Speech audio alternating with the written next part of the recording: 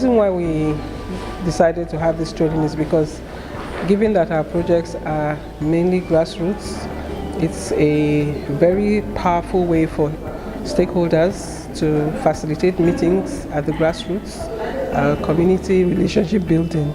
And we feel that this will be a very valuable tool for anybody who is facilitating either dialogue or discussions at the grassroots and in the community. It's been a great experience to watch each of the states, meaning the participants from Benue, Kogi and Kaduna. It's been insightful to watch them really develop their skills over the past few days and really engage with the tools that they have been taught. But more importantly, they've been able to apply it to the agricultural systems in each state.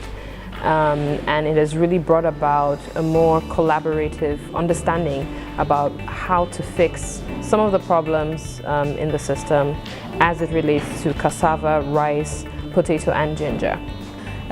For the past 4 days, day one, we went through the art of graphic facilitation. We learned models. Day two, we learned models and processes, and particularly facilitation skills. And day 3 and 4, what we did mainly was to work on the each state's agenda. So we saw the teams work from where we are, what resources we have, what gaps we have, and working our way to where we want to go, which is moving Nigeria's agri from subsistence farming to agribusiness. We carefully looked at the various key stakeholders in agriculture and looked at what they were doing around providing extension services to farmers, and also looked at the institutions they represented. And so we were able to identify them from their various groups. And so keenly here amongst the participants from Kogi, we have staff of Fadama, we have staff of National Cassava Growers Association, we have a member representing the Smallholder Women Farmers Organization of Nigeria, and as well as other farmers under Fadama and community facilitators. So we have delegates from Kogi, Benue and Kaduna states, and they were chosen based on the criteria of the ability to map out systems and the ability to learn how to use graphic facilitation. So we have a diverse set of people, a number of women and men from these states for the training. You know, normally when plans are made, they're usually implemented in silos. So the interdependencies between different actors and players in the system are often ignored. And so therefore there's a lot of waste and targets are never met. So the visual facilitation allows you to basically visualize, you know, all the players in that system, and allows you to see how your actions affect other players in that system. It has been so wonderful.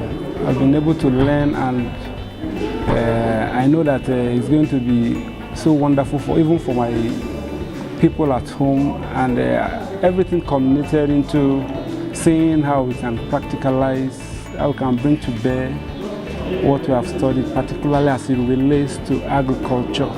How meetings are called, how you see that one's opinion does not hold sway over the other, that one should not be highly opinionated, be able to tell them that there will be pinches and there will be crunches, at times there will occasions that will fight and will come together again so that we can make progress. Well, the problem has always been having meetings and then knowing how to go about achieving goals, putting everybody on the same page. And because of the practicality of working in the agri sector, this helps. That was one of the challenges we had working in the office. This makes it easier to plan, makes it easier to set goals and know what you're achieving, where your problems are, and how you can go about solving them. I can really apply it, you know, in the sense that I could make complex opinions and ideas into simpler forms, you know, like expressing them in a more direct and simple way. We've learned how to communicate our thoughts. We've learned how to be strategic in positioning our flows, our processes from start to the end. you've learned how to actually get people to work as a team. They've taught us so many things: to facilitate, to record, to listen, and use the skills of graphics to ensure there is proper record. Not only record, use these very skills of graphics to ensure that we make a good presentation. You can use what we've learned here at the workshop to prepare agendas, to plan your meetings, to create a process map for your team and all that. So it can be used in just about any situation, just about any field, as long as it has to do with a group of people meeting together to achieve a purpose. I can tell you I'm going out of this room rich, and I've learned a lot of sketches now.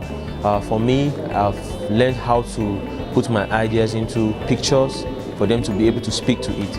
If I have a pictorial presentation, it's easy for someone to comprehend what I'm trying to pass through them. And for this innovation Synagogues is bringing, this training is going to facilitate the process, because it's all about communication, and they will be able to understand what the project seeks to achieve, and it's going to help for an effective way of passing the knowledge on whichever prototype Synagogues is trying to implement in my state. I noticed a lot of improvement just on day one.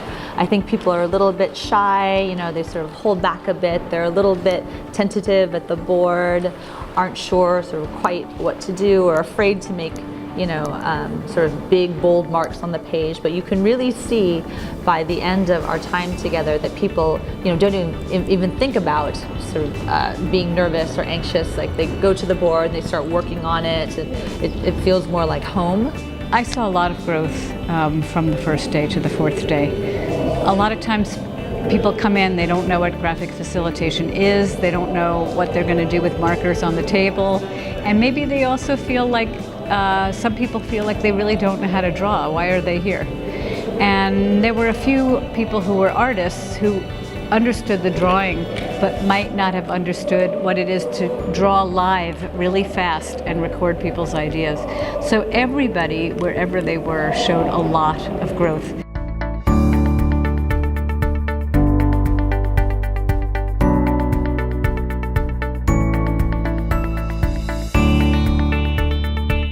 Synagogues is that incredible thing that we need in Nigeria, the ability for us to intervene in systems and to make transformation in favor of the poor. And that means a systemic engagement with the process of change.